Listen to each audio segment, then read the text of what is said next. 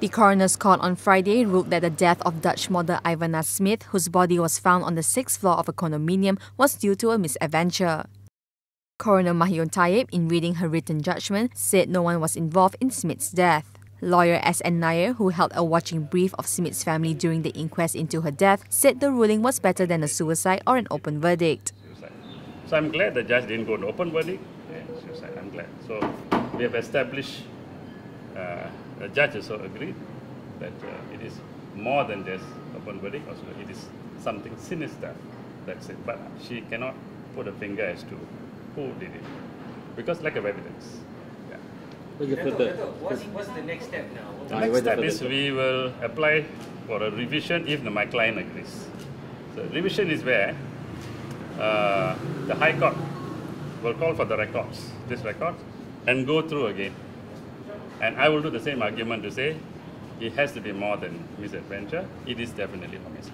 That's my argument. So that's all I will do. Is this what your client has advised you? I'm waiting for his instructions. But this is what you intend to do? I did talk to him before about the possibilities, so I think he may agree with me. My argument was also, once you, I punya argument macam tu, bila you dah meninggal, when you're dead, you stiffen up. That's why you tak boleh pakai baju. You can't put on a cloak. That's why she's found nude. That was my argument, and she agreed with that too. That was also a very good point. So in a way, it's sad. I would like better, but I can't complain too much.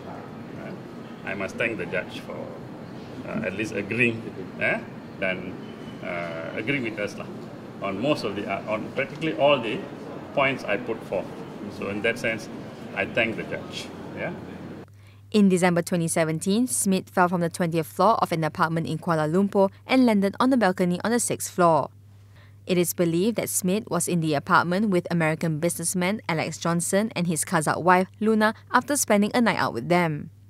The Johnsons have admitted to having a threesome with her on the night itself and also months before her death. Malaysian police classified the case as sudden death pending the results of the postmortem and pathology tests. The inquest on her death was held in August.